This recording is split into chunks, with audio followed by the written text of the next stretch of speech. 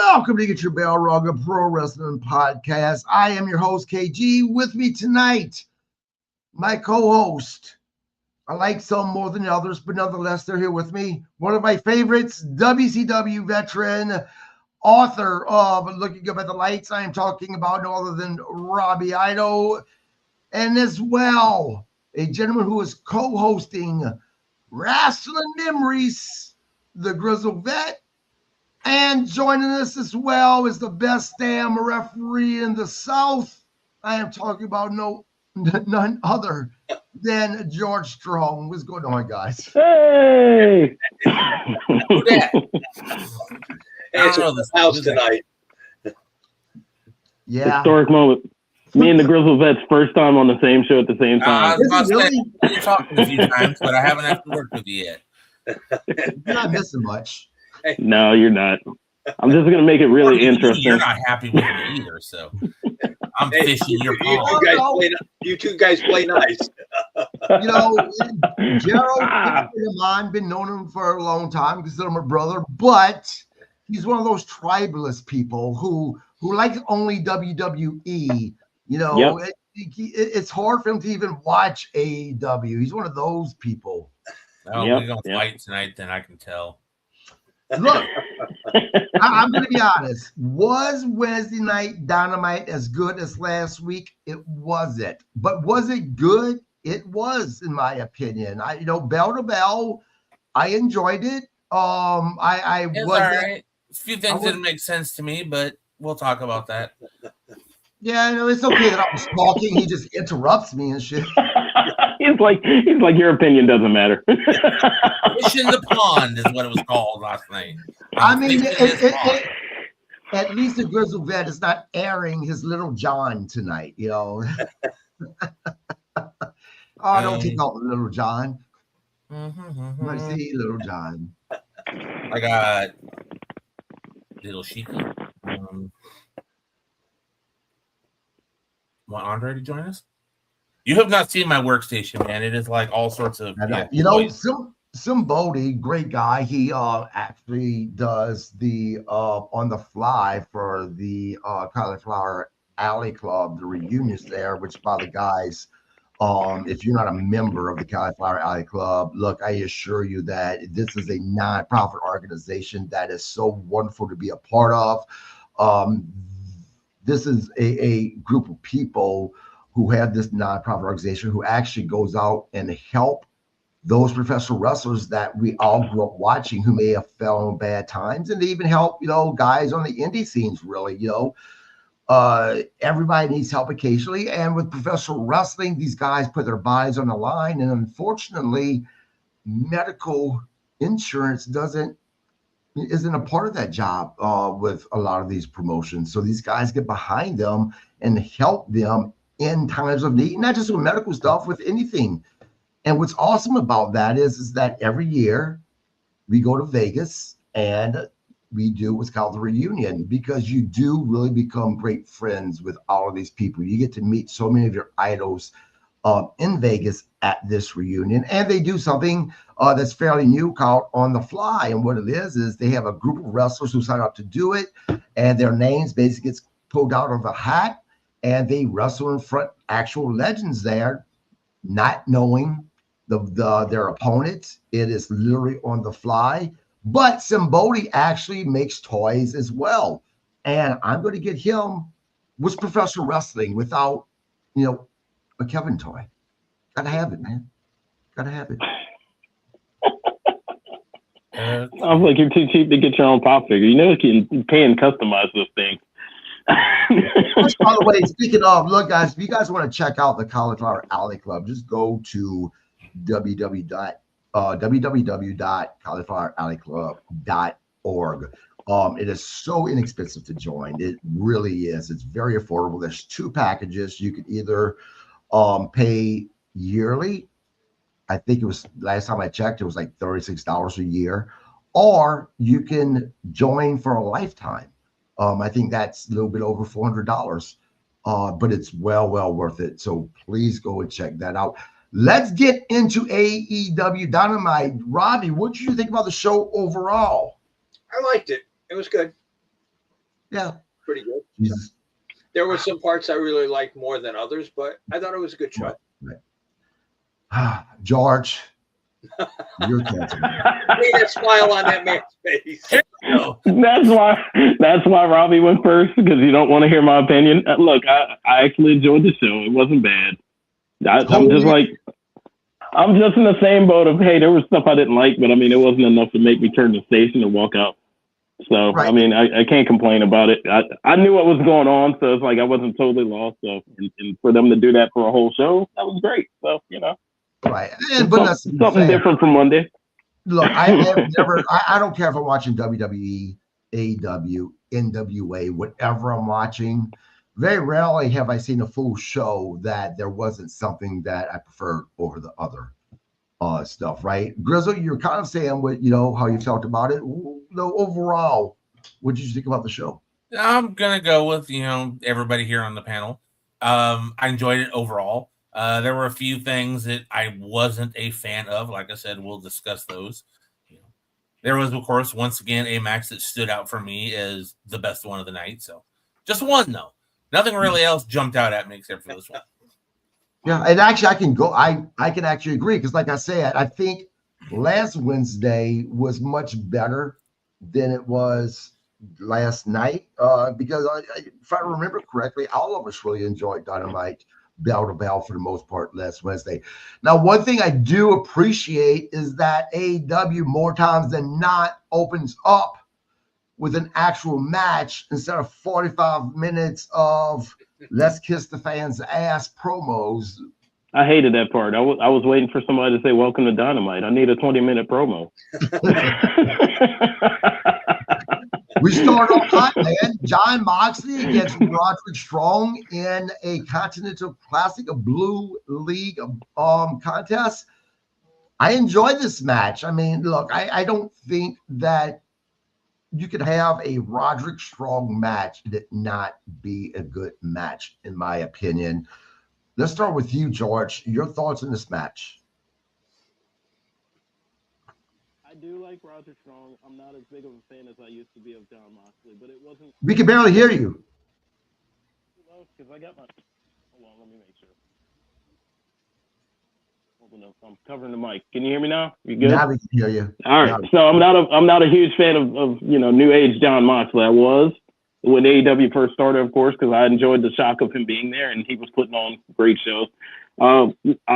I've never hated ever a Roderick Strong match, whether it was Ring of Honor, NXT, or AEW. So I mean, I always like watching him wrestle. So in the match itself, I mean, I wasn't jumping over the TV for it, but it wasn't terrible. I did enjoy most of it. So, I mean, at some points it looked too slow. At some points I'm like, I had to pull myself in because I felt like I was ready to critique how Jon Moxley was going because I feel like some parts of it just didn't look, believable for me, even for him. But if I had to give that match itself over, anything, I'd probably say it was a C, but it wasn't a bad match. Right. I mean, look, I will say that my opinion, at least, is I wish they would have had Roderick Strong win that match instead of Moxley. And by the way, guys, I forgot to mention, please subscribe to the podcast. And after we do the recap, Grizzle Vet's going to take over. We're going to talk about some things that happened back in the day on this day in professional wrestling. That's something I always enjoy doing on Thursdays. I look forward to it. And of course, again, that's because of our wonderful host who has so much knowledge about professional wrestling, the Grizzle Vet. Robbie, what did you think about this match, man? And do you agree? Look, do you think that it should have been Roderick Strong to win this match over Moxley? Well, I mean, I have an investment in Chris, so I've known Chris since he was a kid. So, there was and I was shocked at it. If you watch some of the body shots from Moxley, they were open hand slaps. I'm like, really? I mean, especially coming out of Moxley, that right. You would have thought, okay, if you're going body shots, that just looked like shit. The open hand slaps, I mean, guys can take shots to the gut, if you actually, accidentally slip and kind of land one or whatever, it's the gut, you can kind of take it. Yeah, I'd have rather seen Roddy go over than, Moxley. I'm just I'll steal a phrase from you. I'm just not invested in Moxley. Right. He's kind of played out. Yeah. Grizzle, man, did Crave make the wrong call on the victor of this match? And same question, your thoughts about the match? I think Moxley had to get a win at some point, so I can see why they went with that. As far as the match goes, it was an okay match. You said you've never seen a bad Roderick Strong match. I can say you might have, because I don't think Moxley is a good opponent for Roderick Strong. But once again, I don't think Moxley's really a good opponent for anybody anymore, because he's just kind of like, Robbie said, he's being very lazy with the open hands left, whatever. It's like he's phoning it in. Right. It's like, I'm not invested in Moxley. He's not what he was. Yeah, I'm not excited by it. And I wasn't a fan of the opener. I would have at least preferred a, welcome to Dynamite, blah, blah, blah, and maybe get at least a ring entrance or something. They literally just opened up and there was the match. Fighting. And then right. I think you at least need, just for me, professional-wise, at least get an opener in there. Yeah, I can. Welcome Diamond. Let's go to the ring, and then it starts or something. But yeah, I can agree with that 100%. I just prefer, though, having a match over 45 minutes. Oh, totally. I'm gonna go with that, but I want an entrance. I want some and sort I'll tell you, Tony Schiavone was a little confusing last night, and it wasn't just me actually that got a little confused about this, because I talked to a couple of people. He said Dynamite was 3 hours tonight. I never at any point did I hear right after Dynamite Collision. What I heard was Saturday night on Collision. So there was, and there was a few people who really thought Dynamite was 3 hours. And then after the final match, and you see the credits on the screen, I'm like, well, what the fuck's happening here? And I don't know what's going on with HBO, because it used to be right after Dynamite, you could watch the replay on HBO. Now it seems like they're making you wait 24 hours here recently, at least for the past 2 weeks. And nowhere on HBO is the replay of Collision from last night. So I'm not sure what's going on with that. I mean, did you guys understand that it was an hour of Collision following Dynamite? Or did you guys also think that it was 3 hours of Dynamite? Grizzle, go with you, because I know that there was no confusion there, even with you. I thought it ended with the Battle Royal, because you showed the credits, and I'm like, okay. And I was just about to turn it off, and then they go back to the announce desk, and then Orange Cassidy comes out. But I noticed when they went to the announce desk that if you see on their Titantron, their screen, it said Collision. Right. And I'm like, oh, so there's an hour of Collision. Well, I'm going to assume that Dynamite's over and this is a Collision hour. So I went with that. But no, it was still going, and my DVR cut it off because I had it set to record 2 hours and about 15 minutes and change of Dynamite, not 3 hours or whatever when Tony gets a bug up his butt to give us an extra. And there is Collision on Saturday, so I don't know why the extra hour. I don't get it. I missed it, so I'm going to go back on Max to find out what it was, because I think there was some Continental whatever. But it was a decent. It was a decent show. The Continental match between Orange Cassidy and I can't remember the guys from CMLL. You got me too. I can't remember his name. Mascara Dorado. Yeah, Mascara. Yeah, it was. Yeah. It was all right, but Collision was all right. We're not really covering that. But Robbie, I would go to you. I mean, was it me and just a couple of people that I talked to that was confused, or did Tony Schiavone say tonight's 3 hours without mentioning Collision, except for Collision Saturday night? Right. He kept saying 3 hours. So I didn't even pay attention. So I just, when the Battle Royal was over and then went right to the match, I thought, okay, here's the rest of the hour, So I didn't even pay attention. It didn't even dawn on me about Collision. So I just thought that was all part of this 3 hour show. Right. Next, we go backstage to Eddie Kingston. After Mox's victory, Eddie Kingston addressed the camera. He reflected on his recent loss to Samoa Joe, saying he won't quit and promises to be a force going forward. And I have to tell you guys that I don't give a fuck. about Eddie Kingston. Just be honest. Grizzle. From the way everybody looks on this here, I think we all agree with you, KG. Because I know I do. So. I'm a Kingston guy. I like Eddie Kingston, but nothing about that promo made me go, yeah. There was no fire to it. There was nothing. It was kind of, I lost. I'm coming back. I'm like, okay. And like I said, I like Eddie Kingston, but there was nothing behind it. And that's the problem for me, Grizzle, is that I like Eddie Kingston since he showed up in AEW, right? And for a minute there, I'm like, cool, I can invest in Eddie Kingston. But here lately, since he's been back from that injury, the way he's been booked, I've just lost all interest in what he's doing. George, did Eddie Kingston do it for you last night, man? No. I'm not a big Eddie Kingston guy. Like, I've liked him in moments, and I've never been sold. I mean, even when he was like on Impact and all of that, I've just never been a huge, some of the stuff he's done on AEW has been like, oh, cool. And, they're actually showcasing that how good he's a wrestler. Well, I've never fully invested in him. He's just one of those people that, depending on, how things are going with how he's being booked, he grows on me. So you guys, I'm just here for Go ahead. Go ahead, I was George. about to say, I'm just here for his promos, but that wasn't one of them. I think I walked out of the room during that one because I was just like, oh, look at Eddie Kingston. Yeah, guys, do you know how there are some movies out there that are so bad they're good? They become like cult movies in a way. My favorite Eddie Kingston moment is exactly that. It was so bad that it makes me laugh.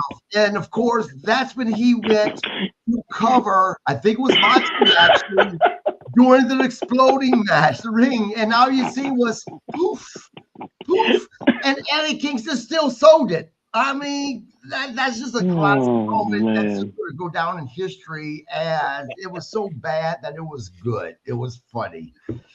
That's the way they covered that, though. Oh my god! The way they covered it, because he runs out. My son and I watched that. It was John Moxley and Kenny Omega in the exploding barbed wire cage match. My son and I watched that. And cool, they have the little explosions going off during the match. All right, well, that's what they have.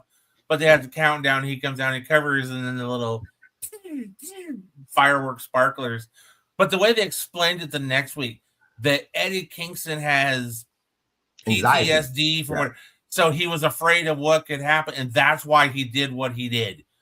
Right. They tried to cover it, but it just, if there'd have been better, better like pyro on that cage at the end of that match, it might have been a little more believable. But but I love the way they covered it.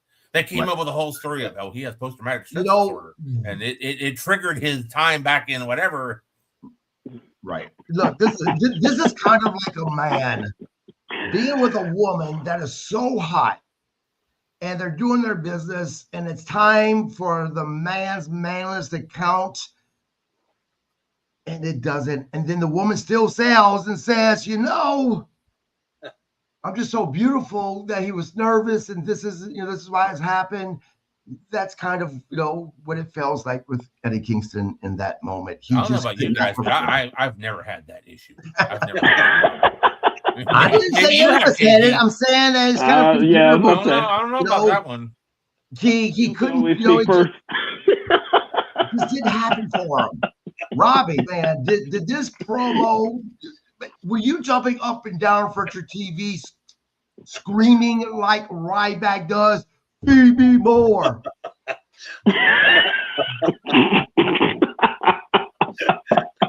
might have jumped up to run to the refrigerator, but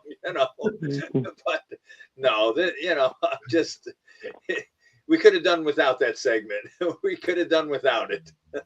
Right. He wasn't saying feed me more. He was saying I need another drink. Where's my beer? Next we go to the 6-man tag, the $1 million trios match, the Elite, Kenny Omega, Matt Jackson, and Nick Jackson against the Dynamite family, Okada, Takeshita, and Hiroshi Take it, Guzzo. Hachishiro. Hachishiro, yeah. However you say it. Change your fucking names to something that's easy, goddamn. Look, Chill out, Vince.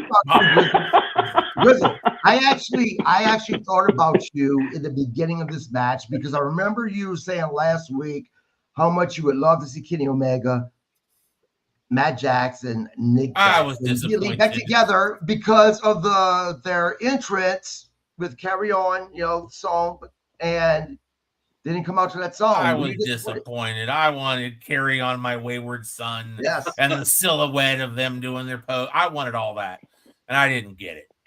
The match was good. I enjoyed the match, but I wanted that entrance, damn it. Right. I agree. Now, the Elite did win the match. Afterwards, though, Diane Callis and the family attacks Kenny Omega, Matt Jackson, and Nick Jackson. And Kenny Omega was thrown out of the ring. You had Matt Jackson and Nick getting their ass kicked. But no worries, because Kenny Omega came back in the ring to save the day with his fucking broom. This is as dumb as that was. Hold on. This is as dumb as it was when what's his face with Jungle Boy, Dinosaur Man, Luchasaurus. Yeah, what was it, a snow shovel or something like that? They came out with a snow shovel and a vacuum cleaner. Right. Yeah. Come on, AEW. So they forgot to put the vacuum cleaner back, so we had to get the broom instead. Now, I understand the significance, the symbolism of the broom. The cleaner. That's the sweeper, the cleaner, whatever the fuck you want to call them. But this was just dumb. Because I have to tell you that trying to suspend my disbelief to believe that 3 grown men would run from a man with a broom is laughable, because I can tell you that if a man pulled a broom out on me and I had 2 friends with me, I'm not running away from this guy. This is the part that brought the match down for me. Robbie, your thoughts on it all, man? Typical young Bucks, their match, super kick. I wish someone would teach them how to fucking do a double bicep pose, though, because half the guys that do that shit, none of them know how to do it. There actually one guy pulled it off though last night, but like Garcia, you see him. I think Moxley tried to do a double bicep last night, and he's, it just looked like shit. I'm sorry. Okay, my day's in bodybuilding, so typical, Bucks match, with the super kicks and stuff, but it wasn't bad. But yeah, the broom shit at the end. I mean, you'd have rather seen him come in with a kendo stick or whatever, something that was believable, a chair or whatever, Right. Yeah, but it was an okay match. Yep. George, we go to you next because I can look at the grizzled vet and I can see the wheels turning in his head right now. He's gonna have a lot to say. But George, go with you, man.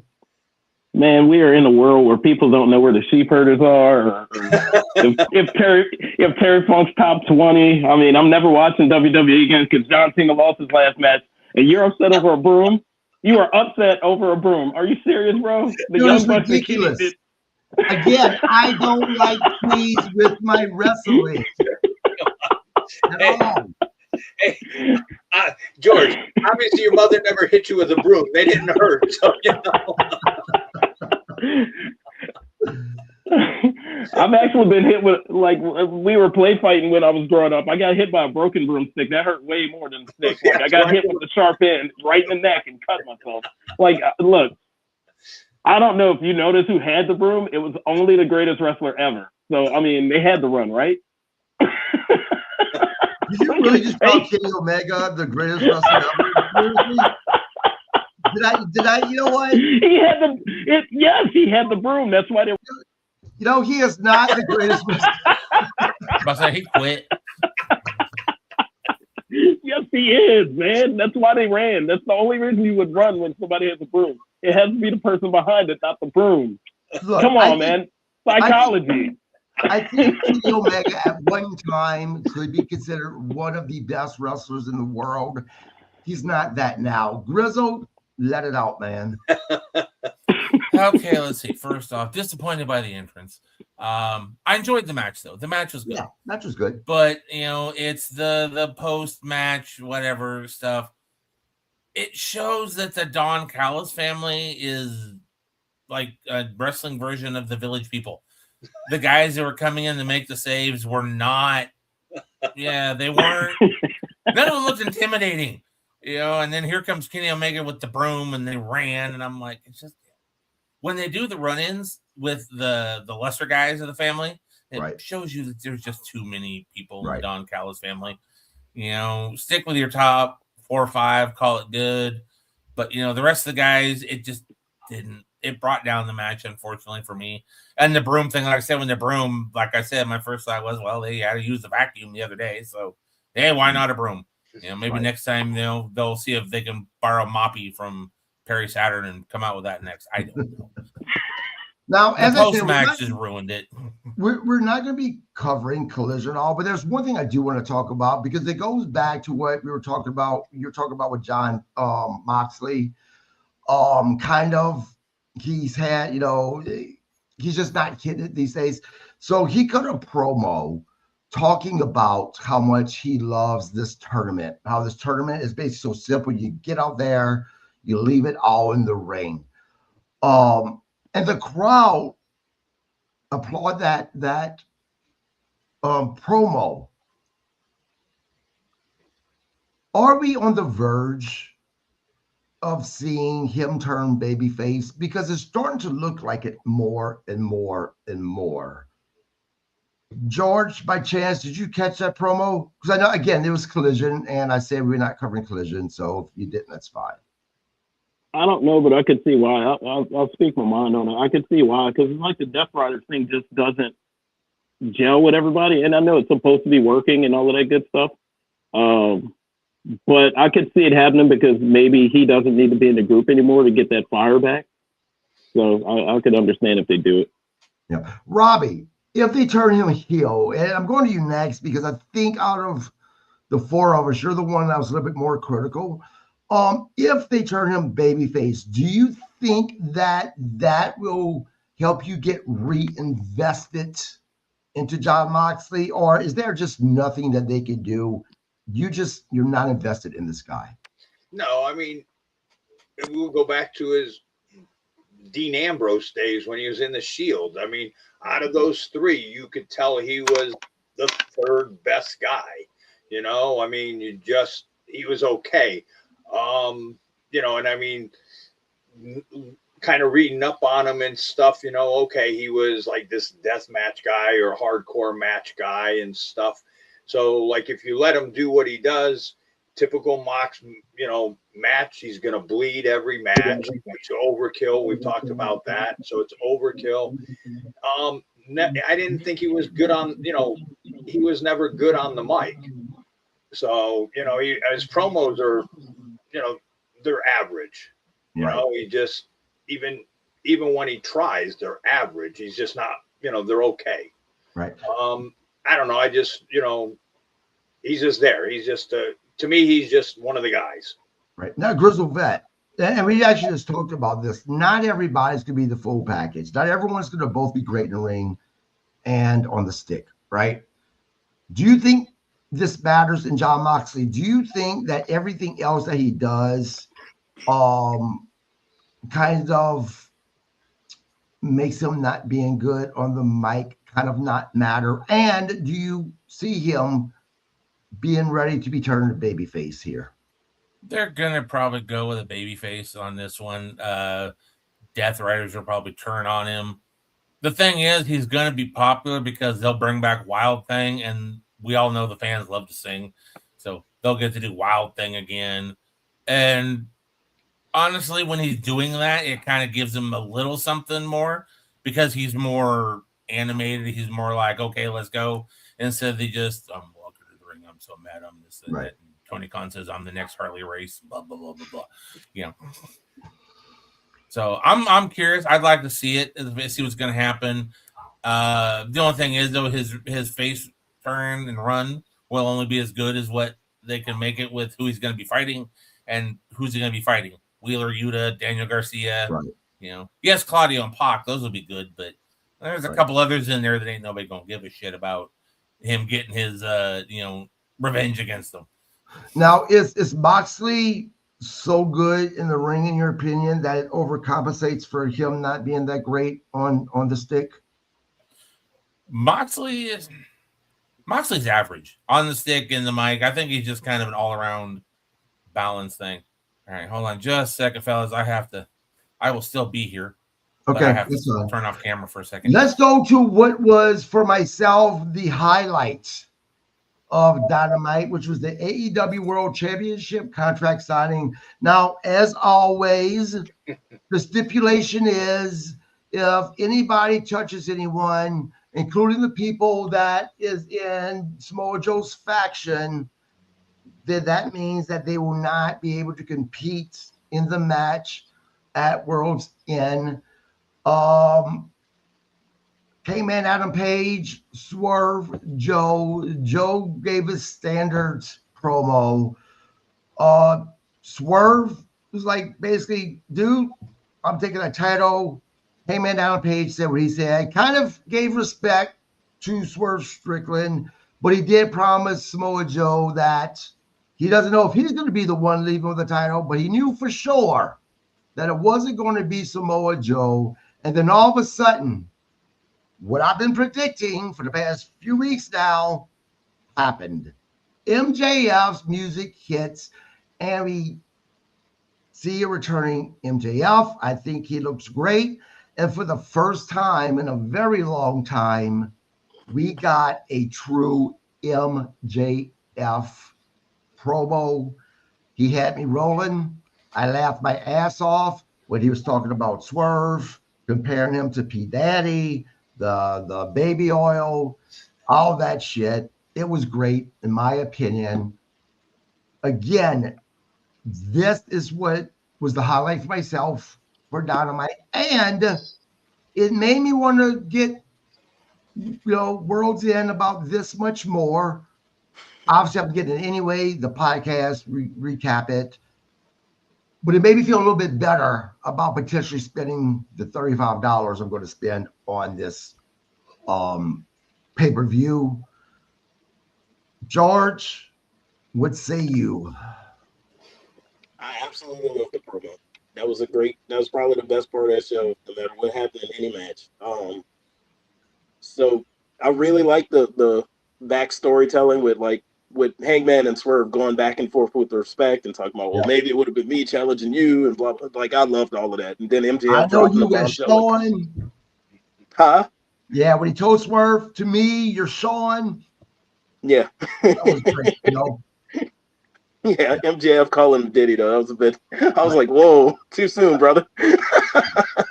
But no, I like the whole thing. I enjoyed MJF taking over the promo after all three guys talked this stuff to each other. It was refreshing because, you don't get those until like big matches in other places. So no, I was there for it. The only part I did not like in that promo was, once again, WWE having me brought up, right? I get why he brought it up. Did it make sense? Kind of, but it makes it look like WWE is constantly in Tony Khan's head living rent-free. It's not a good look, in my opinion. It's not like this is an AEW that, regardless of what Tony Khan may think, is catching up to them. That's not happening. Robbie, do you agree with me there? Was that part of the promo that, you could have just kind of left that out because it makes you look desperate and like WWE is living rent free in their heads? Yes and no. I mean, because he basically directed it at Swerve. Mm-hmm. So, so I guess that was kind of that point that, why he brought it up, So I saw the point in it. And I mean, the whole promo was great. Like when he came in and like him coming out and everything, it was, definitely a highlight of the night, and then the way he left, he cut his promo, he cut everything on everybody and then just walked out of the ring.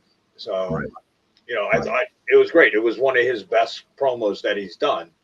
Right. So Well, it's definitely, when MJF came back last time, he was gone for a while before he left to go finish the movie that he made. Man, something was missing with MJF. I don't know what was going on, but he definitely wasn't cutting those fire promos. The whole storylines he was involved in wasn't very interesting as far as I'm concerned. Grizzle Vet, do we actually have the MJF of the old back? And the same question, should they keep on mentioning WWE, even though it made sense how he mentioned WWE? Or does it make it look bad because, again, living rent free in Tony Khan's head? George just looks like he is on pins and needles waiting to hear what I got to say here. That look on his face, like, come on, man, say it, speak, let's hear it. No, the promos were okay. For me, it was kind of a match, action, and then now we're gonna stick this like 20-minute promo right in the middle of the show, and everything's gonna come to a complete halt. The three of them talking at first, I was like, okay, yeah, the three, yeah, I'm gonna win the title. Hangman Adam Page's comment didn't make sense to me, but then he kind of backtracked it and fixed it when he said, I don't know who's gonna win next week. I'm like, what? But I can guarantee you it's not going to be you. Okay, you're backing it up. You can't say it's between. Okay. Because when he first said it, I'm like, you can't guarantee who's going to win, but it's not going to be you. Okay, but he fixed it. I'll give him that. When the lights went down, though, and MJF's music hit, it picked up for me because, I'm an MJF guy, and I think MJF is amazing on the mic. I had no problem with WWE being mentioned, because that's kind of his shtick. That's what he does. And I think a lot of his promos, I honestly don't think Tony has a lot to invest into it. I think he just kind of lets MJF go because, for the most part, you can. He's gone over a couple times, but I thought it was fine. He was talking to Swerve. Oh, and WWE, and boo. Right. It's not that bad. He was smirking. He's having fun. My favorite line of it, though, the P. Diddy thing, I thought was a little ew, especially with the Netflix documentary that's out now and everybody's talking about it. I'm like, maybe not necessary. I did like the line, though, about how Swerve was twerking for Top Dollar. I thought that was funny. I enjoyed that because that was a good shot. I like MJF. I'm hoping this is going to lead. I want to see an MJF victory in my case because I don't want to see Adam Page get the belt because if he does, it's just going to be him and Swerve going at it again. Same thing if Swerve wins. If MJF wins, okay, they might be able to mix it up a little bit more and change it around a little bit. I don't want to see Swerve and Hangman going back and forth for the title again. So overall, it was a good segment. MJF definitely picked it up, though, because it was really starting to drag, talking to all three guys, and then finally it picked up a little bit.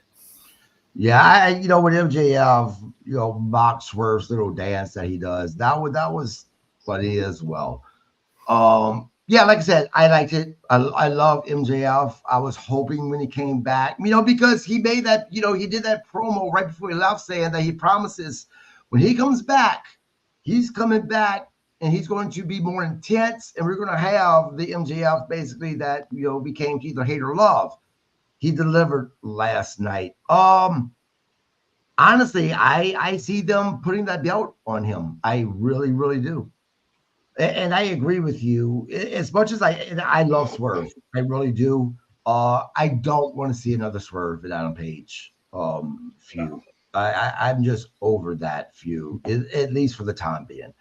Next, we go to the 8-woman tag team match. And guys, I'm going to be honest, this is a match that I just didn't give two shits about because I am not invested in any of these ladies, except for, Megan Bain, maybe. But Mercedes Moné, Athena, Megan Bain, and Marina Shafir versus Toni Storm, Mina, the Babes of Wrath, Willow Nightingale, and Harley Cameron. Now, about the match, even though I'm not invested in these women, the match was fine.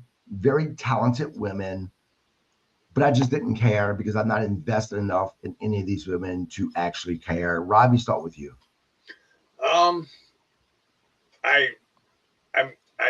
like I said, I'm I love Toni Storm. Do not like her with Marina. I wish they break this thing up. You know, it's because it's almost like she's kind of like at Marina's level now, where I thought, you know, she's above her. I like Harley. I like Willow. You know how I feel about Mercedes. So, you know, just it was an okay match. You know, nothing that made you jump up and down or, you know, go, wow, this was great. You know, it was just average. Everything was just average. Couple spots that were slow in there. You know, like kind of in the beginning and stuff, and is bad. You know, a little bit on Marina Sharif, like kind of looked a little lost on a couple spots. You know, I hate to say that, but she did. You know, just kind of slow and, you know, and stuff. Even I saw a couple moves like with Megan Bain, like, you know, like you, as much as I don't like that Marina chick with Storm, I mean, like at a couple moves, like she was telling, you know, you saw like Bain look lost on it, and she's like calling her over. In a couple spots, she was calling people and stuff like that. Was like almost, you know, that they didn't know what was coming next. You know, right. So it just kind of, you know, some looked a little lost, looked a little slow. Right, Grizzle. I thought the match was okay. This is one of the ones where I had some issue with it, though. No problem with who was in it. I don't mind Marina Shafir. Megan Bain's all right. Athena, that's one of our local girls, so I always have love for Athena. I got no issue with that. And I'm with Robbie on Mercedes Moné. My problem, was the Babes of Wrath, you know, who just won the women's tag team belts last week. You know, Babes of Wrath, and everybody's all behind them. And then Tony's excellent booking. And then the next week, we're going to take the champions, put them in a totally meaningless 8-woman tag match, and the champion's going to get pinned. Okay, it's like, here they got the belts, all right, and then Tony just like that. Right. To me, I think that just puts the brakes on any momentum they had to lose. And it wasn't even like an interference. It was a clean loss. She lost clean. She took the O-face, which I love that move. I actually am friends with the guy who taught Athena how to do that, did the original version of it. But to lose clean a week after you just won that, if he wants them to push them as their tag team champions, they should have a better run, not lose clean the next week in an 8-person tag match, 8-woman tag match.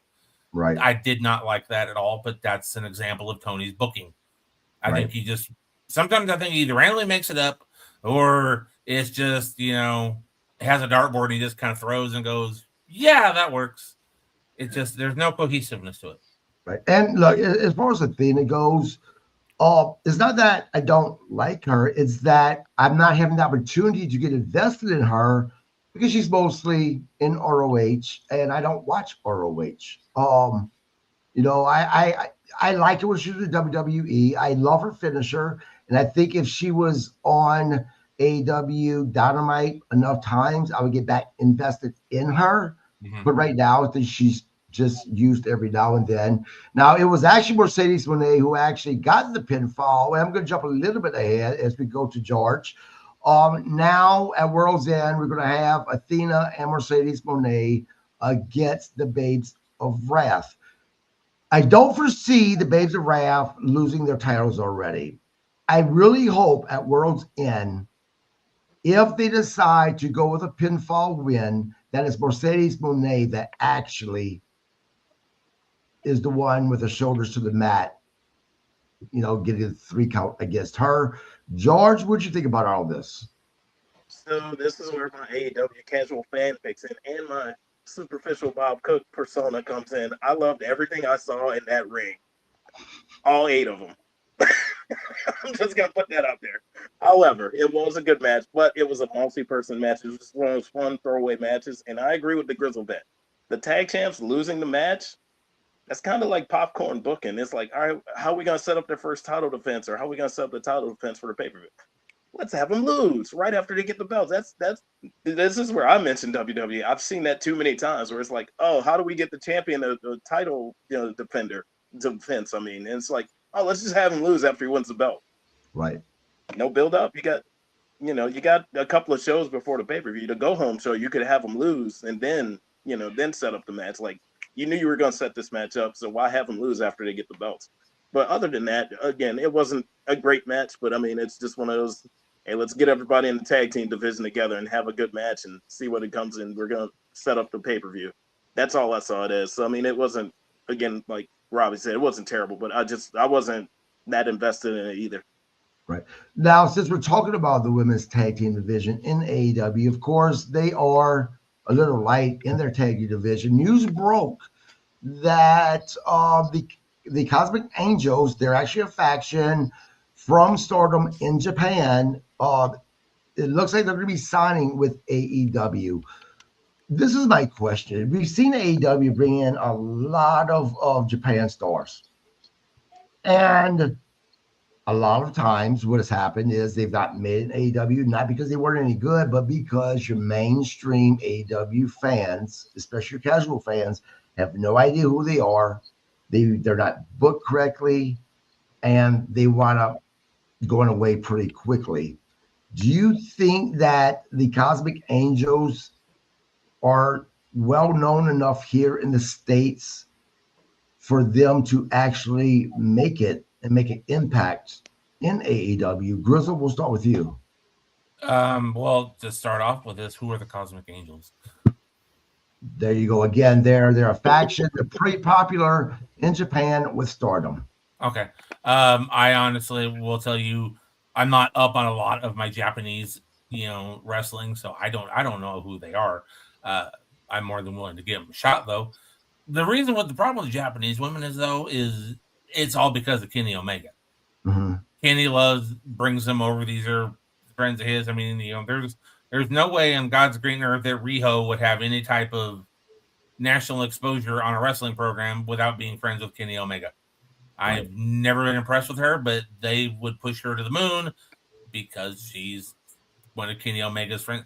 And I believe she was one of the ones that did one of the weird freaking matches as a child or something with him. I forget what it was. There was some little girl that wrestled him. I believe that was Riho. That's the problem with the Japanese thing. Tony does need to build up his women's division, though. If you're going to have tag team champions, you need to have credible challengers. So, instead of just taking two random people, putting them together, I'll go with Mercedes and Athena because they both got, name background behind them. So that team will work. But once they're done with that, who's next? So he's got to build it up. And if that means bringing in some people from Japan to kind of boost it up, then that's what he's got to do. But he's got to boost up this women's tag division. Look, I think that you can bring women, from Japan, Canada, wherever you want to bring them in, that the fans here in the States don't know that much about them, and they still can succeed. The problem is that Tony Khan or creative, whoever's in charge of that, they don't know how to introduce them properly. You start off with vignette after vignette for a few weeks, talking about these ladies, showing some of their matches, highlighting them to build up that excitement to see them. But that's not what they do. They literally have just said, oh, by the way, next week, so-and-so's going to be facing this person from New Japan or from Stardom, wherever they may be. And fans are like, well, what? And then they wonder why these people don't make it in AEW.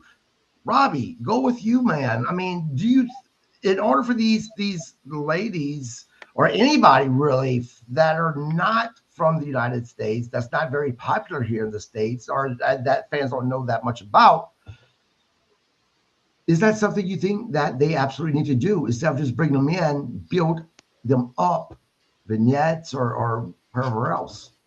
Yeah, yes, because think back when you were watching stuff like in Louisiana and stuff from NWA or whatever, when they would bring people from other territories or whatever, they would show you highlights of them. So now you're kind of getting familiar with them. Right. I remember when they brought him in, nobody knew who he was, but they showed highlights from him when they brought the Missing Link in. So Right. now you're like, wow, they're just, him destroying guys and stuff like that. And you're like, wow, I want to see this guy. But they showed, there was a build up to it. So yeah, especially, I agree with Vet on this, that, when you said that the Cosmic Angels, you don't follow Japan wrestling, so I'm not up on them. I'm not sure who they are. So yeah, that if you're going to try to put them people over, at least, obviously you've got your, all your camera people back there or whatever. You can pick out their best moves, their highlights, and say, this is coming now. I mean, even, I know we're not supposed to say it on the show, but like even WWE has vignettes of Right. like people coming in, so yeah, that's how you build those people up. Right. And no one said you could say WWE. Oh, I know. George, if I was on AEW, I couldn't say WWE. Right. George, do you think it's one of those things that because Kenny Omega and Tony Khan know who they are, they just assume that everybody should know who these people are? Yes. Like, think back to the ultimate dream match, Kenny Omega versus Vikingo. Here's what I say: like, if you're a wrestling fan, you know who some of these people are. Like, we've all agreed that the Cosmic Galaxy, Mario Brothers, whatever these women are, we don't know who they are. We haven't seen them wrestle. We don't know why they're so good that they have to be. I don't know who Tekla is, and I've seen her like 3 weeks in a row. I was like, oh yeah, they showed a thing saying she was like, they don't do it enough when they do it. And then like Vikingo and Kenny Omega, it was like they showed highlights that night. They're like, oh yeah, we got a dream match on Dynamite. I was like, I know who this dude is because he went viral because of stuff he was doing in AAA and all of that. But I don't think every fan knows who he is. But AEW has that habit of doing that. It reminds me of the old, Exalted one. I can't think of his name. His birthday. Just Harper, when he says, "Who the fuck is Griff Garrison?" I find myself saying that every time somebody in AEW has a debut because I'm like, can y'all sign somebody that people have seen before? Like, even if it's an international star, like.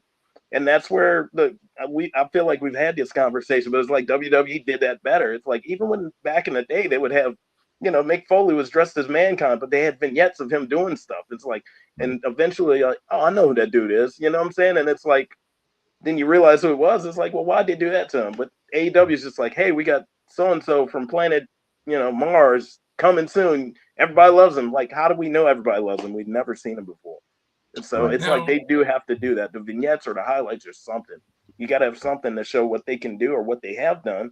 Even list their accomplishments if you have to. Like, I didn't know who Stephanie Vacker was before she went to NXT or whatever, but I know everybody said she left AEW right after she had a match, pretty much. It was a one and done for her because she was out, but that's all I knew. But again, they showed the importance of these people before they debut, and AEW fails to do that. And it is the buddy system for them. So, oh yeah, we've seen her, so you'll like her, instead of, hey, here's what's coming. Right. Grizzle? Just off subject real quick. I mean, sort of off subject. I didn't see the Hour of Collision, and I haven't read anything yet. Am I to assume that Isla Dawn is... She debuted. Okay, she debuted. Okay. We're talking about bringing people in, and I just saw a brief, like, I think it was just her name on a Titantron, and I'm like, she showed up last night? Okay.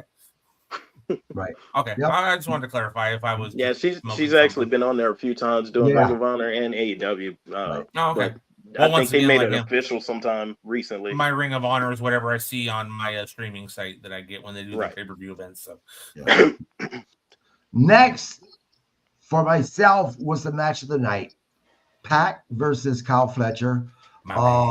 This was a Gold League match, and I was actually surprised that Pac, as good as he is, he actually got the points. He beat Kyle Fletcher by pinfall. Robbie, start with you, man. Yeah, it was match of the night.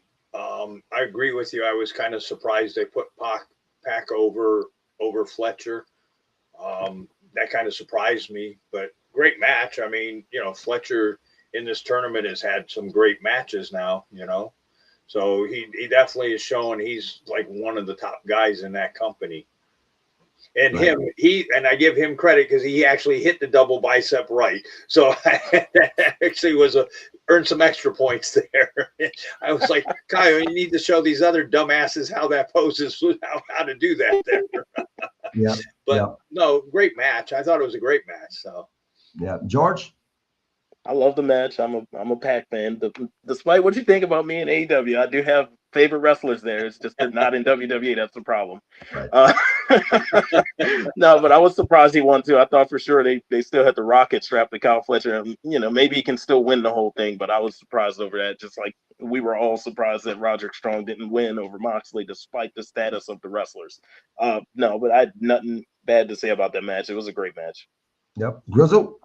No, this was, like you said, match of the night. So that's why I said, my man, we agreed on something here. This match was amazing. Here's my problem, though, and this is my second issue I had with the show tonight. The week before, they were talking Kyle Fletcher. He's undefeated in the Continental Classic. Kyle Fletcher. How great. Speedball got the pin. We loved that, though. It was an amazing fucking match. The pin was like, okay, cool. Hey, Speedball, great. He got that fluke victory. And then the next week they go in, and now it's like they're not talking about how great Kyle Fletcher is. He still puts on a great match, and he loses the second week in a row. So he went from, oh my God, he's so great, he's undefeated, the great Kyle Fletcher, to, lose 2 weeks in a row in the tournament. Right.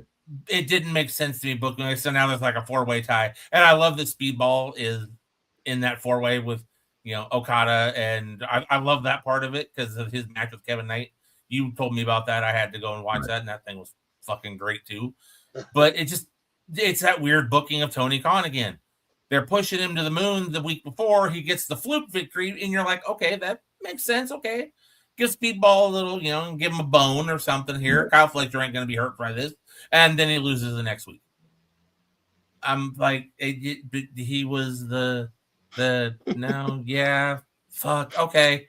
All right, cool. Great match, though. At least it gave us a great match, but the booking of it, how they're doing with Kyle Fletcher, confuses the fuck out of me right now. It was the same as the women's tag team champions losing in the tag team match. Exactly. You get the same thing in two matches. The same thing. Right. Next is the main event, the Dynamite Diamond Battle Royale. Here's my although it wasn't every competitor, but most of the competitors there, it was like tag teams in there instead of single wrestlers, which is fine, but it just looked more like a tag team battle royal than a, you know what I'm saying? It was decent. The Ricochet and Bandito were the last two remaining competitors, setting up for their showdown for next week's Dynamite on 34th Street event. But here's my question, guys, and maybe I'm wrong. Maybe my memory is wrong. But I thought that the winner of the Diamond Battle Royal went on to face last year's winner, which is a bit MJF, for that ring. And it doesn't seem like they're doing it this year. It seems like now this year it's going to be the last two contenders from this Battle Royal are going to face each other for the Diamond Ring. Or is my memory skewed here? I'm pretty sure it's always been the last two guys. It's just that MJF has been in the Battle Royal and been able to be one of the last two guys in the whole every year. This year he wasn't in it, so they just totally eliminated the MJF factor. Well, but here's the question then. Part of MJF's stick was that Diamond Ring. Knocking people out with it. Does this mean he's going to lose that Diamond Ring now, even though he wasn't in this tournament? Anybody could answer. I wondered the same thing. So I was curious about that too. If he had to give it back, or does he keep it, or what? I wondered it too. That maybe part I have no answer to. Maybe it's to give Ricochet the new rub as the new heel, up and coming heel, and maybe he gets the ring. Maybe, but again, small details that AEW just doesn't pay attention to. That because if I'm wondering this, and if Robbie's wondering this, there has to be other people who's wondering this as well. And again, won't this it won't ruin MJF's stick completely, but at the same time, that's been kind of his thing for the past 4 years. So won't that kind of mess up who he is a little bit? Well, what he uses? It's kind of like taking Dead DiBiase's glove away from him. Well, it depends if they take the ring away from him, and we haven't, you know. And in the world of Tony Khan, he'll do something and just go, "Yeah, this is it. We're just gonna go." Okay. Yeah. Yeah. Give somebody else the ring, but there's this old thing in wrestling called brass knuckles that MJF can just pull out. Right. I get that, but it's just they've had him have that ring for so long now that when I do think of MJF, I do think of that diamond ring, right? It's one of those things. But you're right. You're right. George, start with you. What did you think about this match and the winners of it? I was totally confused. I thought it was a tag team battle royal. Right. And I'm being completely honest, dude. Like, I was like, where's Bobby Lashley? Like, I saw Shelton Benjamin out there, but I saw a few people out there by themselves that have tag team partners. I was like, is this a diamond battle royal or is this a tag team battle royal? Like, I was literally confused on that, because everybody else came out with their partner and, they had a few guys out there by themselves. So I was like, okay. You got Ricochet's entire faction out there. You got Bandito and Brody out there. Shelton's by himself. A few other people by themselves, and then Max Caster and Bowen. I was really confused. But it was good action. It was fun. It's a battle royal. Is always a battle royal. Something crazy is going to happen. Something stupid is going to happen. I'm okay with the finish. I like Bandito, so I mean there'll be another action-packed match for him and Ricochet, I guess. But back to your point of the ring, I guess if they're trying to make Ricochet that guy, that piece of slime, he could win it and he could be the new guy with the ring. It's something different instead of MJF always having it. I think that's all it is. They just finally decided, hey, let's do away with it. Yeah, look, I'll be honest. I know a lot of people don't like Ricochet. I've really enjoyed Ricochet's run as a heel, and he makes me laugh because the way he screams in the ring whenever he's being attacked or he's in a move, even my wife was like, "Is that him screaming? Like, what's going on here?" I like Ricochet. Robbie, your thoughts on all this, man? It wasn't bad. What I don't understand is why they're not all in the ring at the same time. You got guys standing outside and just kind of jumping in when they want to jump in. The tag team thing. And I thought it was kind of funny that they were kind of teasing it, and you wonder, and I mean, I actually liked them when they were together. I didn't think they were that bad of a tag team, Caster and Bowen. Yeah. So they kind of teased it and then they threw them out, but you wonder, I thought they were better as a tag team. They were way over, and now them trying to, the shit they're doing with Max, I'm the best wrestler and he's losing, Bowen, and he really hasn't gone out and tried to do, on his own.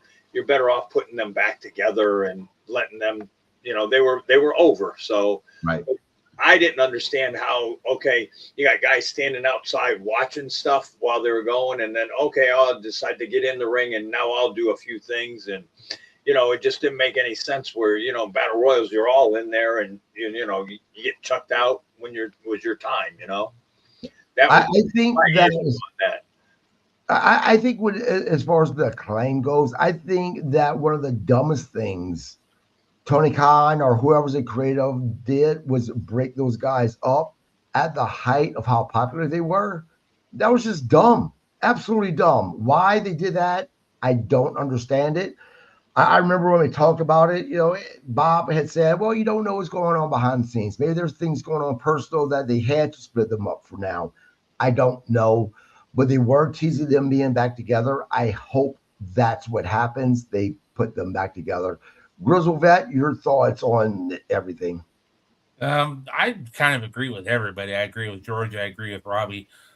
They not only came out as tag teams. It was Brodito came out together, and Ricochet and his team came out together. And for some reason, Tony Schiavone said Jurassic Express, and I'm like, they're not even you dumb shit. It was a standard battle royal, though. I think part of the problem that we're having with it's happening at the same time that you're having the Continental Classic, where so many guys are tied up with that all they had were mid-card and opener tag teams.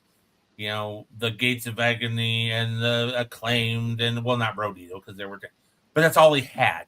I don't think you should have had a multi-person battle royal for a Dynamite ring at the same time he's having the Continental Classic tournament because so many people are already tied up. You could have had in this battle royal, you could have thrown in a Kyle Fletcher or a Speedball or a Pac, or a Roderick Strong, and made it a little bit better, but they're tied up in the tournament. So it was a battle royal of just random tag team guys. And on Robbie's part of it, the other, because it happened with Shelton a lot. Oh, he didn't go over the top rope. He's still in the match, but he keeps getting knocked off the apron. And then this guy rolls in because he didn't go over the top rope. He went through the middle rope. Or this guy isn't eliminated because he went under the bottom rope and just left the ring. And you were like, I just watched it until they're like, there's 3 left. Okay, who's 3? Okay, that guy. There's 2 left. Okay, cool. We're going to have a one-on-one match. As far as keeping track of who was in it and who got eliminated, I just said, fuck it, because they kept going in and out of the ring. And so they weren't eliminated. And I'm like, well, who in the, isn't he? No, he's still in it. Screw it. Let me know when it's over and I have 2 winners and we're good to go. And that's just kind of how I treated the Battle Royal. Right. Yeah, I mean, overall, I would give Dynamite last night a B-. Robbie? Give it a B. I mean, the match, the Pac Fletcher match, and MJF coming back with this promo, that's what, those were the two highlights for me. And that's what brought it up to B- for me. So, I give it a B. Yeah. Grizzle? I'm going to say a C+. I can't go with a B on this one because of the Battle Royal confusion shit, the weird booking of the girls losing and the odd booking with Kyle Fletcher, although that was like a great match. Just those little things took me out of it. So at the end, I was kind of like, meh, okay. So for that, I'm going to give it a C+. If I just base it off of action, I'd go with you guys, say a B. But too much other shit was going on. George? I'm going to go with a solid C because I agree with both. It's just a lot of stuff that did make sense in certain matches that kind of brought it down. I mean, if it wasn't for Pac and Fletcher and the promo, the championship match promo, I don't think I would have been too invested in the show. I mean, nothing against the first match, but even that, like, it wasn't enough to say, oh, that was a great show. Those segments were pretty much the ones that made the show. So I give it a C. Okay. Guys, before we go into the what Roosevelt picked to talk about today's topic, I think as a wrestling podcast, we need to at least briefly talk about the Sports Illustrated. They came out with their 2025 Pro Wrestling Awards. Fuck. So, shit. Okay. Yeah. So this is what they did. Hangman Adam Page was named Male Wrestler of the Year, and Mercedes Moné received the Female Wrestler of the Year award. AEW is recognized as Promotion of the Year. The match of the year was Io Sky versus Rhea Ripley versus Bianca Belair at WrestleMania 41. FTR was named Tag Team of the Year. Kyle Fletcher won Breakout Wrestler of the Year, and John Cena received the Legacy Award. Additional awards included Will Ospreay for Best in the Ring and Tony Storm for Best on the Mic. Hangman, again, Adam Page, Redemption Arc was named Storyline of the Year, and his rivalry with Jon Moxley was Rivalry of the Year. Naomi received Heel Turn of the Year. Dragunov won Comeback of the Year. AEW Double or Nothing was Pay-Per-View of the Year. Grizzle, start with you, man. Oh, my God. I saw the list, and as soon as I started reading it, I started laughing, and my first thought was, when did Meltzer start writing for Sports Illustrated? Sports Illustrated is all elite. Oh, God, I was like, God damn. Yet, Adam Page is Wrestler of the Year. No.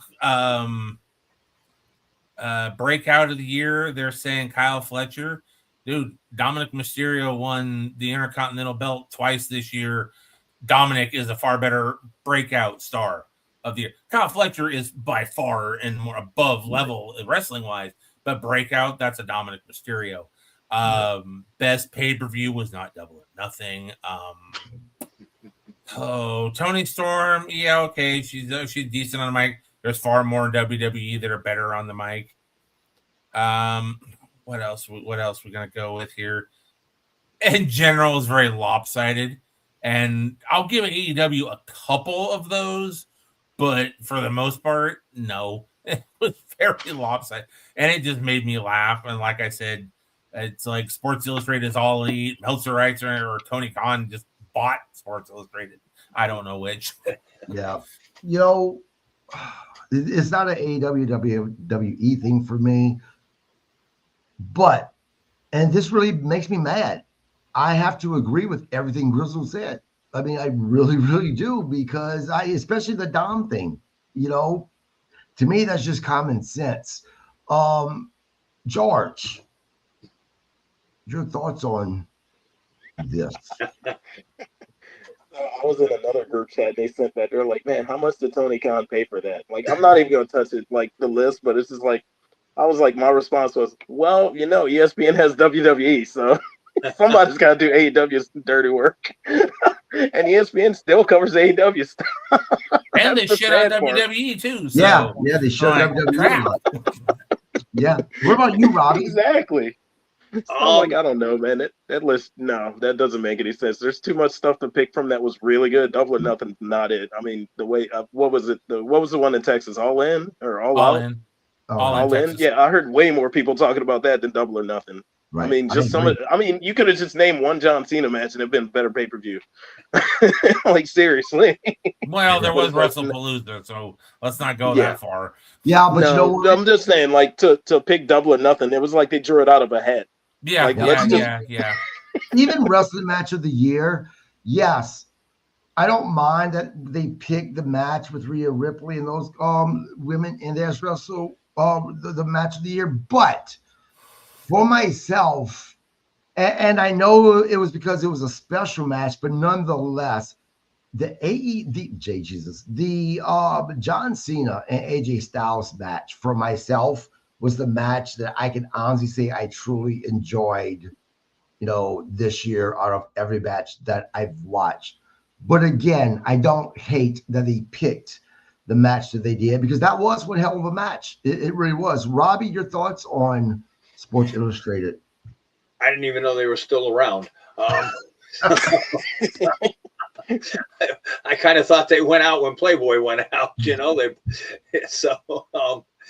truthfully, I didn't know Sports Illustrated around, but they still did a swimsuit issue. I thought that was like a thing of the past, that was collector's items now, Right. Listening to the list and stuff, you kind of wonder when's Tony Khan's dad gonna want to stop, funding his kid spending his money like this, No, they, kind of a joke. I just, listening to some of that stuff like Adam Page, Wrestler of the Year, stuff. It just, Well, and then I had the question too, when it comes to this, because it is professional wrestling, all of this is a matter of opinion, a person's perception of what they're seeing, right? I would like to know, who are the people that actually picked all of these, matches and people to give them awards, and what makes them the authority of what's great in professional wrestling and what's not great in professional wrestling. Because again, it is opinion. Sure, there's things that you do have stat-wise that you can easily prove in professional wrestling based upon tickets being sold, or based upon the what is it called again? How many people watched your show that week or whatnot? Ratings, the Nielsen ratings and stuff like that. Ratings and stuff like that. The person that sold more merch than anyone else of the year. But for the most part, professional wrestling is all about perception and opinions. So what makes this person who decided all this the god of professional wrestling? Because I guarantee you it's probably some non-professional wrestling person. Right, but you're going by, you're saying, okay, Mercedes is Women Wrestler of the Year. That's a fucking joke. Because and well, I wanted to say that, but I didn't, just because, but because they've given her all these belts, so that's why they're giving her, wrestler or women's wrestler of the year. So, like you said, and it's all a matter of opinion. And you know, who you would say is great, who I say is great, who George is saying is great, who Vet's saying, we're all going to disagree. You know, we may say, okay, yeah, but this guy, you know, so, you know, it is what it is, you know? Yeah. So like you said, it's all opinionated, but you have to do, you know, like who's picking it out. You have to say, okay, who's selling merch? Who's doing this? What's, right. You know, this, because in the end, it's all predetermined and those people are picked to be the winner. So you can't say, you know, you're better than I am because the promoter likes you and you're putting asses in the seat and I'm not putting them. So, you know, he's going to put you over. So, you know, there's so many factors in this thing. Yep. And last thing I want you guys' opinion about before we get to the history aspect, the things we're going to be talking about, is it was reported that there was a big botch with NXT with Blake Monroe and Thea. What's her last name again? Thea Hale. Yeah, Thea Hale. Apparently, the move the Hale hit knocked the win out of Blake, and she wasn't able to kick out in time.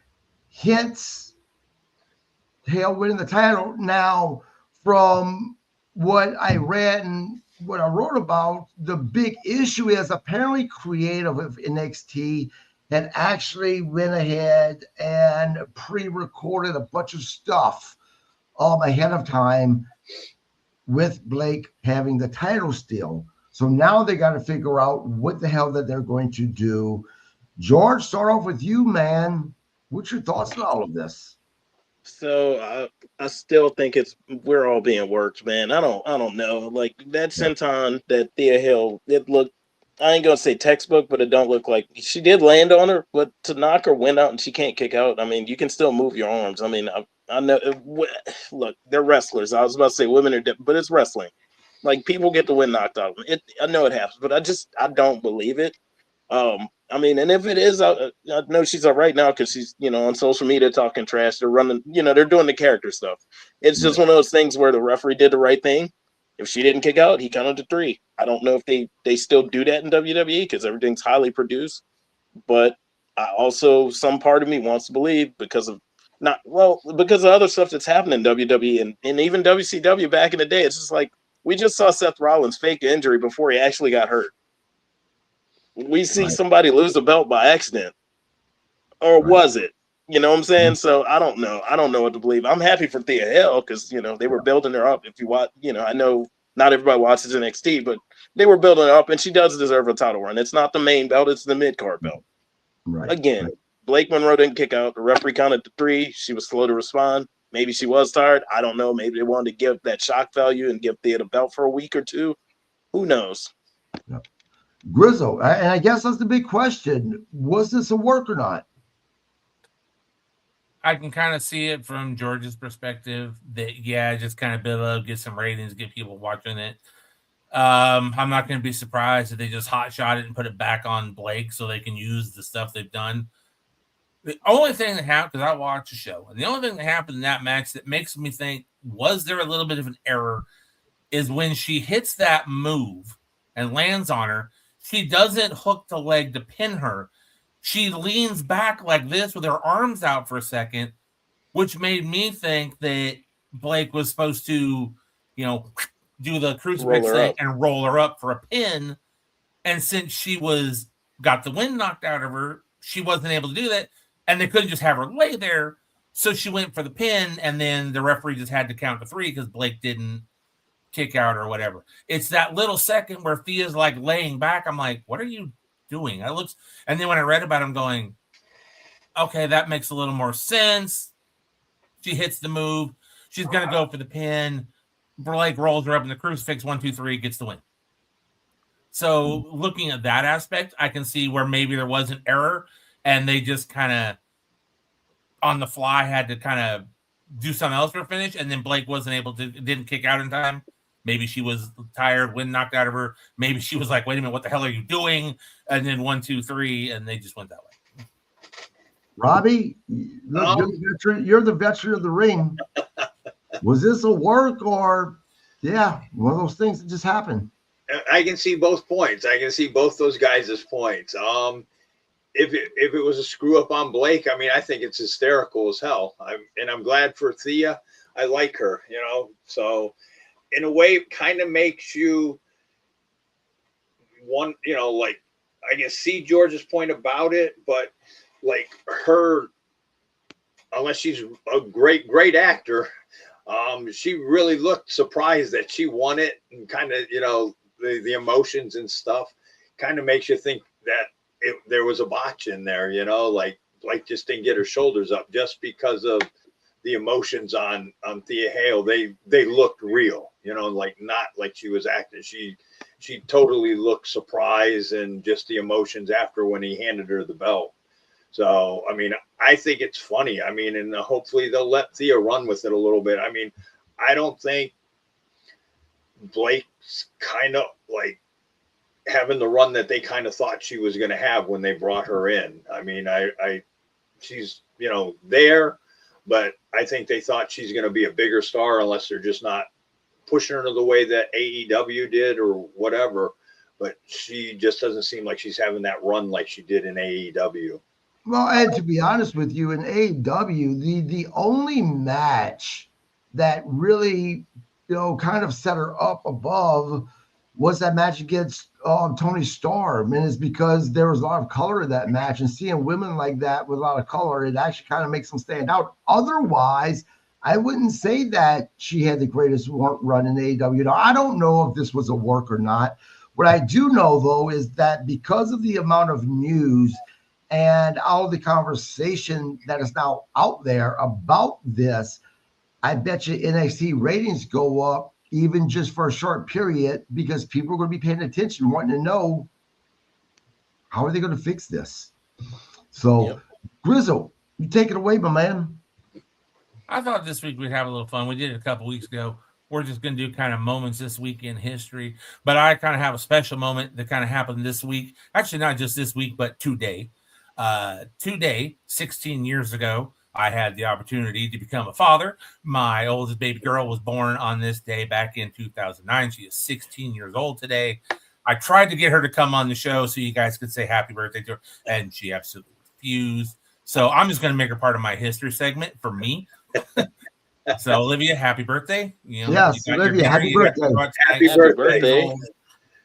And wait a minute, what's the door's opening here? Who's coming? Oh, wait, here she is. Good timing. I just said happy birthday to you. Okay. Yes. Happy birthday, Olivia. Baby cat. Happy birthday. Happy birthday. They're all saying happy birthday. You can't hear because the headset. All right. I thought I'd be nice. Oh, very nice. Do you want to say thank you? Tell them for me. They can hear you. There's a mic right here. How am I supposed to know that? Yeah, Grizzle. God. Bye. Oh, Dad. Shut the door. Thank God she doesn't look like you. I know thank God she got mom's looks, right? Don't worry. Hey, I hear that all the time about my child. So, I had to go there. I'm sorry. It kind of goes the way it is. Also, though, celebrating a birthday today, Rob Van Dam, Stone Cold Steve Austin, and Trish Stratus. So, my daughter's in pretty good company as far as, wrestling-related birthdays and all that. Now, by the way, positive thoughts going out to Rob Van Dam's wife. They are expecting twins. She is in the hospital for preeclampsia, I think it's called. Preeclampsia, yeah. Yeah. So, well wishes being sent by all of us from Get Your Bell Rung Pro Wrestling Podcast. Anyways, we're going to go a little bit today in pro wrestling history. I got my little website picked up here. Let's see, 14 years ago this week, actually 14 years ago today, Zack Ryder defeated Dolph Ziggler to win the U.S. title at Tables, Ladders, and Chairs in Baltimore, Maryland. He would hold the belt for 28 days before losing to Jack Swagger on Monday Night Raw. And that was 14 years ago? 14 years ago today, yep. I can absolutely tell you that 14 years ago, I didn't give a shit, just like I don't give a shit now. 30 years ago, this would be in this week on one of the most controversial moments in wrestling history took place on WCW Monday Nitro. Anybody want to take a guess what moment happened? Hogan put somebody over.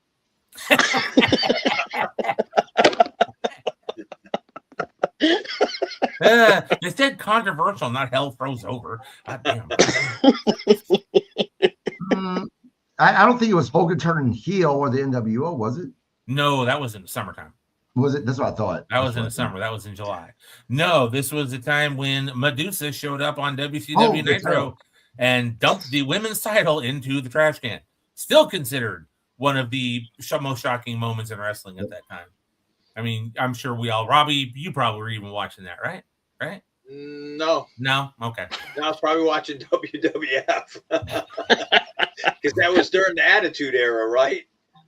Yeah, that was during the Monday Night Wars. Yeah, that was during the Monday Night Wars. It was just starting to turn into the Attitude Era. It was just starting to happen. But yeah, I mean, we all remember she walked in, she dropped the trash can. Later she made up for it, because we saw her Hall of Fame, right?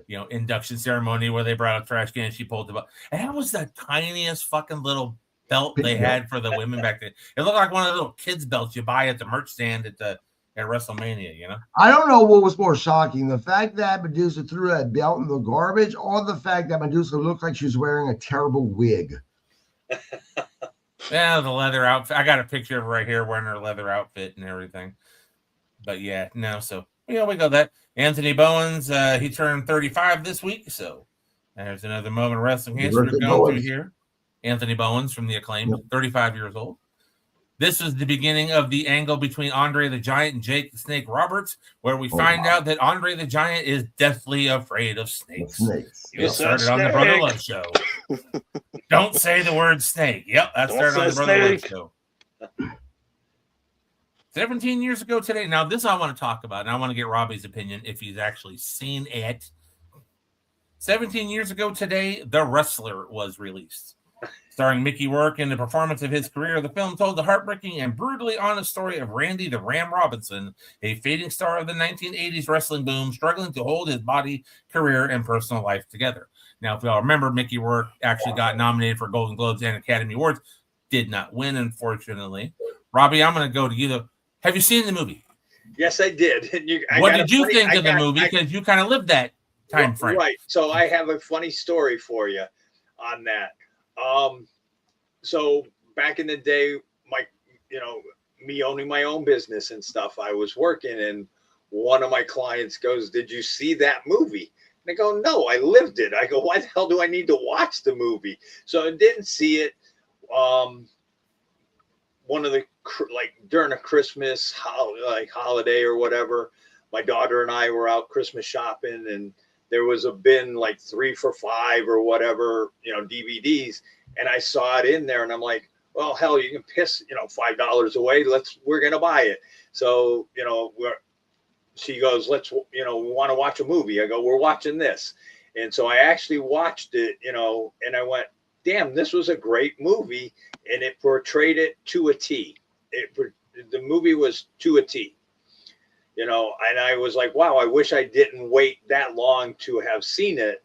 But that movie was great. I mean, it definitely was, they portrayed it. I don't know who they got with to do that movie, or whatever wrestlers they got with or whatever.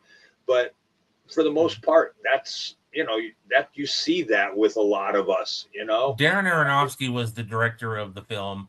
Obviously, Mickey Rourke. They were originally trying to get Nicolas Cage. They were trying to get Nicolas Cage for the role of Randy the Ram Robinson. No, I'm glad. And I think that would have been horrible. Yes.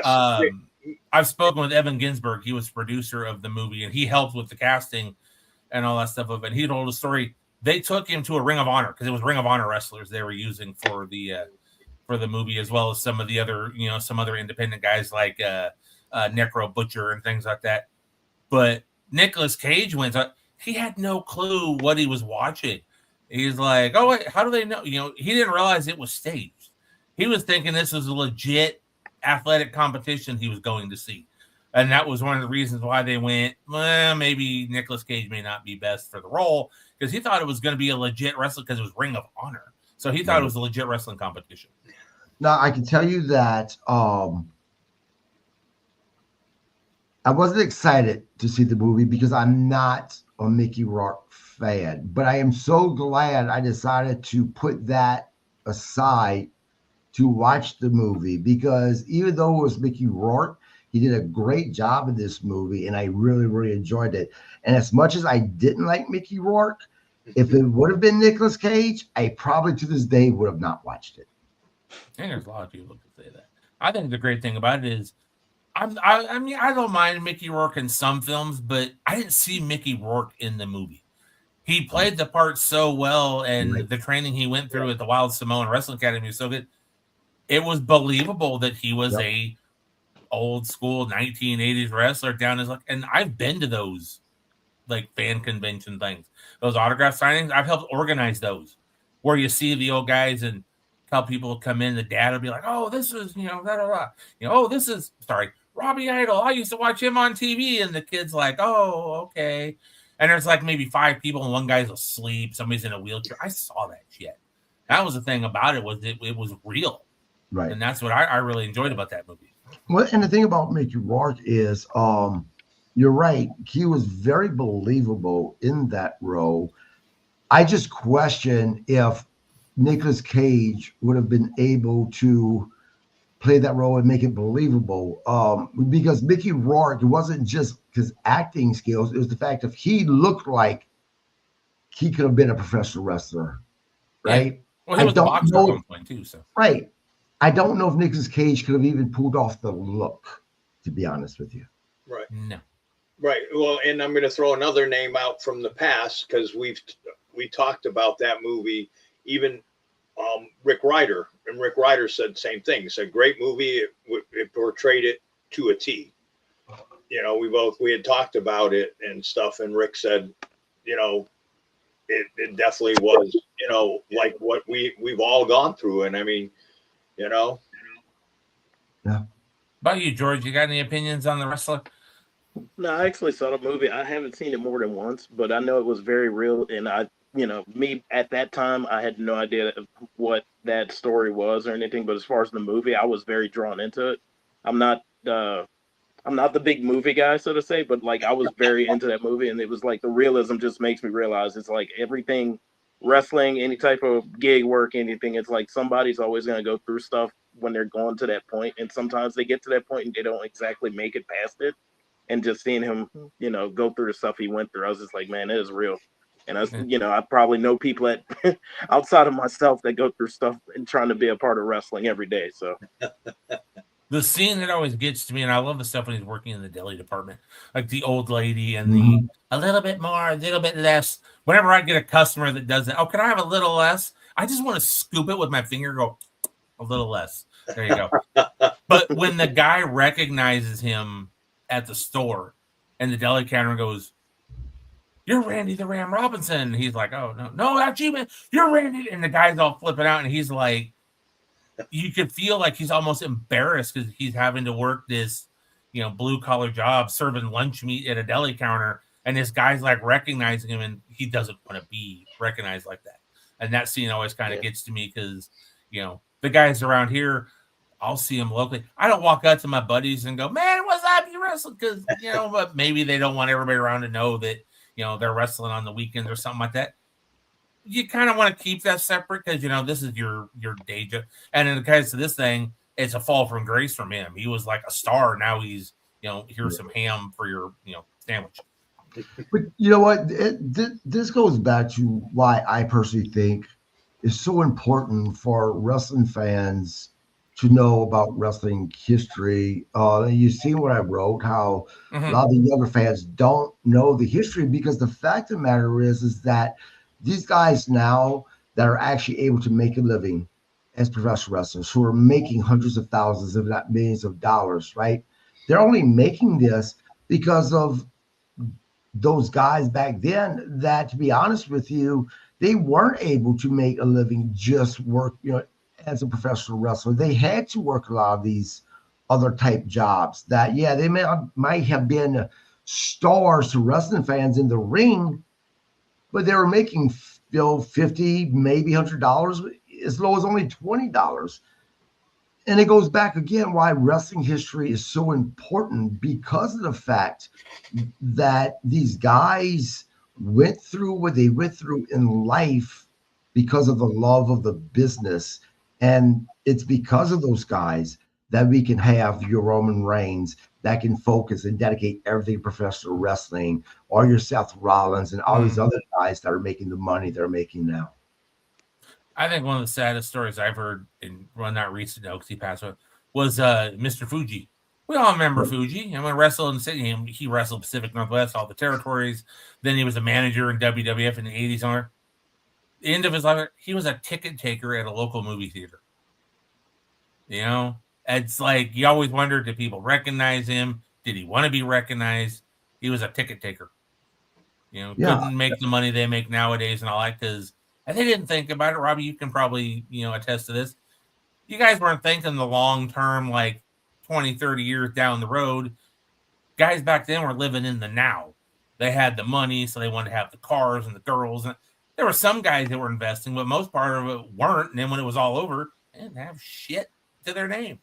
But the thing is that, Robbie, I'll let you respond to that. But the thing is that a lot of those guys didn't even have the money for the cars and the girls, right? I mean, you talk about one of the saddest stories. Well, look, Kamala was one of the saddest stories. This is a man who passed away, lost both of his legs because of diabetes. Mm-hmm. This is a man who was in, WrestleMania. A man who went, had a feud with Hulk Hogan. And at the end of the day, he died a poor man in Mississippi. Mm-hmm. And again, these guys didn't make that big money, even back then, even on your WrestleManias, even fighting against people like Hulk Hogan. You didn't make that type of money that they're making today. They did it purely for the love of the business. Obviously not, but they were still making decent money and making bad financial decisions. Some, but not all, because not all not everybody worthy enough to make the money that they were making. And Kamala was one of them. Well, go ahead, Robbie. Yeah, but I mean, like, guys, and I mean, I was guilty of it too when I had, where they were using me regularly and stuff, where you made decent money. You were making more than if you had a 40-hour work week, but you didn't put anything aside. Some of the guys may, like, so from what I've read, Mick Foley was good with it, Steve Austin, maybe a few other guys. But I bet, like, majority of us, we were living for the moment. You didn't think long term or anything, So, yeah, and I mean, yeah, you lived in the moment. You the same. Like, some of us didn't have the money for, like, the cars or something. Maybe you had to save a little bit for the cars. But yeah, so when you were home, you were, all right, here we're hanging out with women. We're trying to be big shots with the women and stuff like that, or your buddies, hey, drinks are on me tonight, whatever, and you just didn't think the long run, because you just thought, okay, I'm going to do this for how long, you didn't think, hey, one of these days I am not able to do this anymore, stuff like that. You just didn't, myself, I didn't think of that stuff, you're just living for the moment.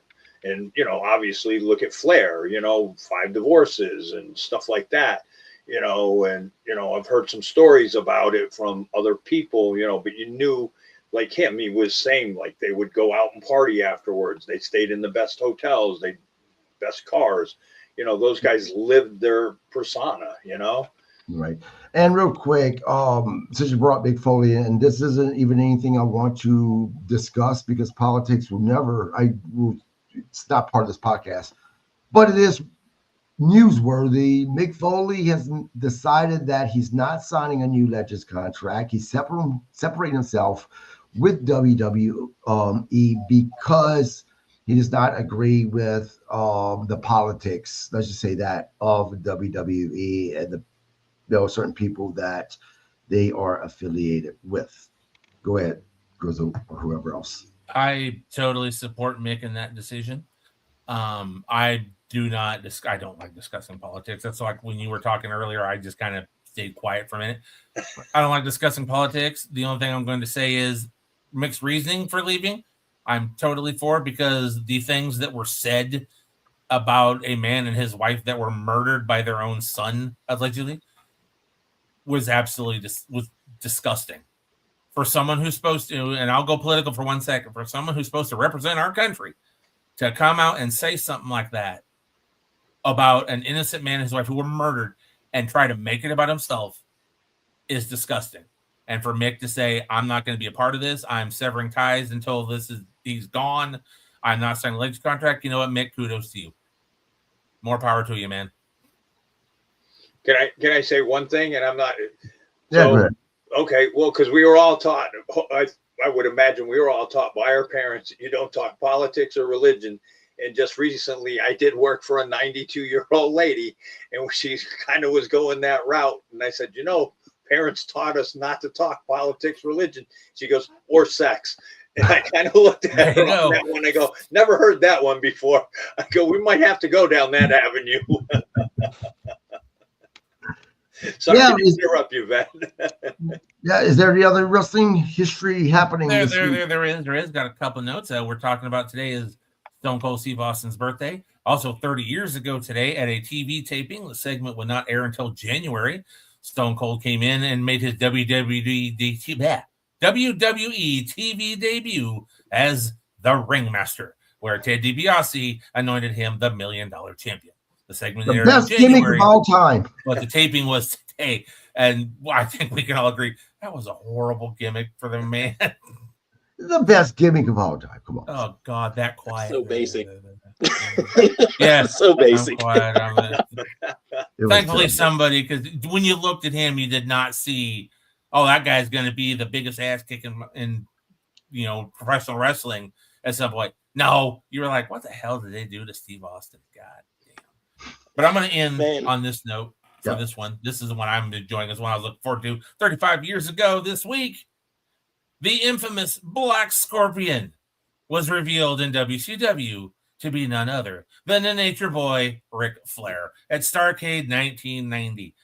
In my opinion, one of the greatest, not greatest moments, but greatest points to show just what wrestling was back in the fucking 90s.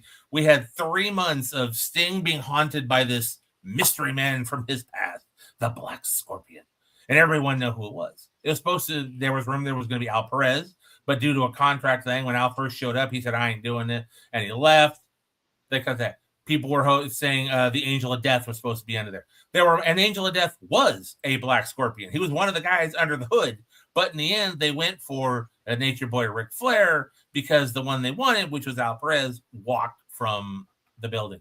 But you had the thing where Sting, and he's doing his magic trick where the lion appears in the cage and the woman goes and runs across stage and jumps into Sting's arms. Hokey, horrible, comical. Just shows you what the 90s were at that point in time for wrestling, when the Black Scorpion was what kept us occupied for months, because you want to know who the Black Scorpion was, and they just cut off Ric Flair's thing. And the greatest thing about it too, you have the Black Scorpion and he's doing the Sting, I am the man, with a deep voice. And you remember there was also another wrestler known as the Shockmaster that did I am the Shockmaster. Same exact voice, because they had Ole Anderson standing backstage talking into a microphone to do the voice of the Scorpion, and then also later on as the Shockmaster. They couldn't even get a different voice. It was the same thing. Yeah, I loved it. I have a tape that's a compilation of the entire, it's like 6 hours of the entire Black Scorpion angle with all the vignettes they did and all the appearances and the matches. I have a tape. I love that tape. It's like one of my favorite tapes I ever got back in the tape green days of the 90s, because it's just pure. And I know you don't like it with your wrestling or your hamburger. Jeez. What are you talking about? He loved it. Black Scorpion was pure cheese. And 35 years ago, it was revealed that it was Ric Flair, because that's the only person that could put in the mask. Right. We've come a long way in professional wrestling.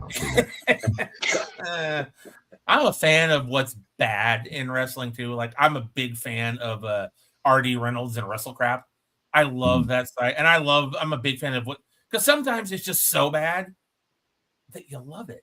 You know, Mick Foley had amnesia due to a powerbomb from Big Van Vader and thought he was an old sea captain named Swampy. And his pregnant wife, who wasn't his wife, went there to try to, it's me, your wife, and all that. And, oh, I remember I was, because he had amnesia and thought he was an old sea captain named Swampy. The one thing that I thought was terrible, but it ended up working out and made it great, was when Goldust, because he was shocked, it caused them to have a stutter. The Tourette's.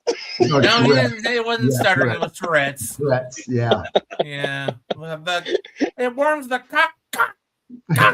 cockles. And you got Triple H laughing his ass off on live TV because he can't hold his straight face. Listen to him try to. Yes, the show's so talented. Dustin Rhodes. Look, Rhodes. man, you think we have it bad with some of the skits they do now, but then you go back and watch it. It's like, well, it wasn't. Monday Night Raw wasn't that bad, Right. but the old stuff was so bad it was good. It's like, and we get on there, it's like, oh man, that was stupid. I was like, I can show you dumber. Give me a few weeks. I can put together a whole history segment of like some of the what the fuck were they thinking moments in wrestling. And I can come up with some classics.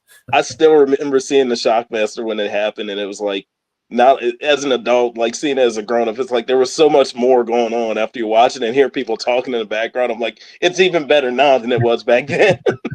You can actually hear Davey Boy Smith in the background. He fell. You can hear him saying he fell. You know, if you go to their Pro Wrestling Tee store, I don't know if it's still available. I own the shirt. I had to get it. It's him crashing through the wall. But it says, I came in like a wrecking ball, you know, the Miley Cyrus song. Yeah.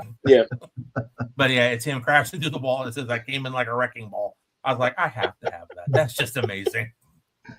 Yep. Guys, that wraps up our podcast tonight, covering Wednesday Night Dynamite, as well as covering history of professional wrestling.